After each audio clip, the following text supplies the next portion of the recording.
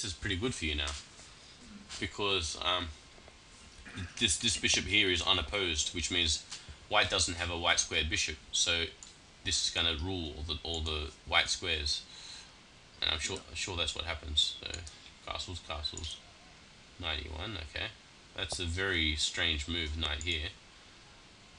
Yeah.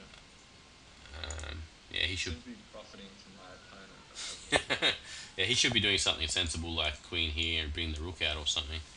Hmm. But 91's not a big help for him.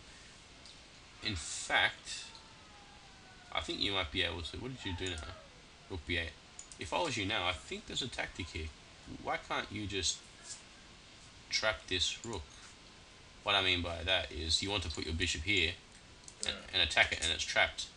But this knight's here first, so take the knight. But he could move his knight to D3.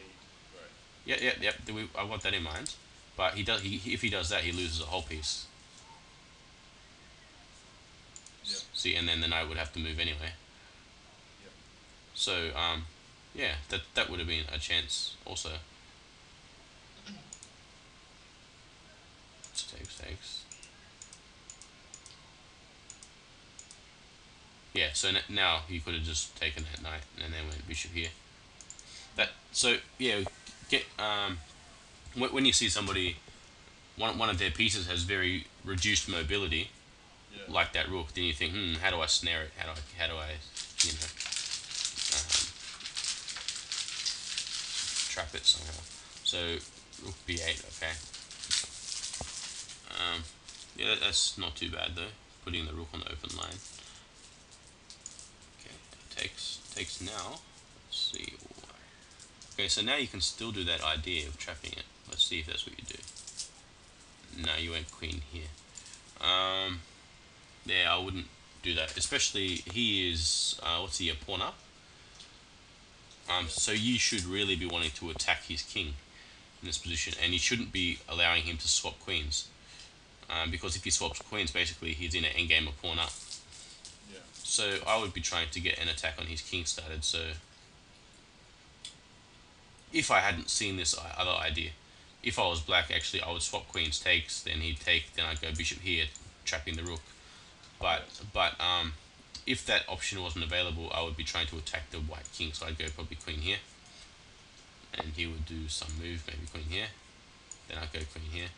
So then I'd be getting ready to try and attack. Obviously the knight's still protecting, but I'm going to try and bring pieces around to help Yeah. attack the king.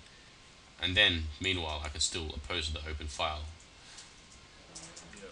And especially since the black white squared bishop is unopposed, this is pretty good. Like something about opposite colored bishops, because he has a bishop on a black square, you have a bishop on a white square.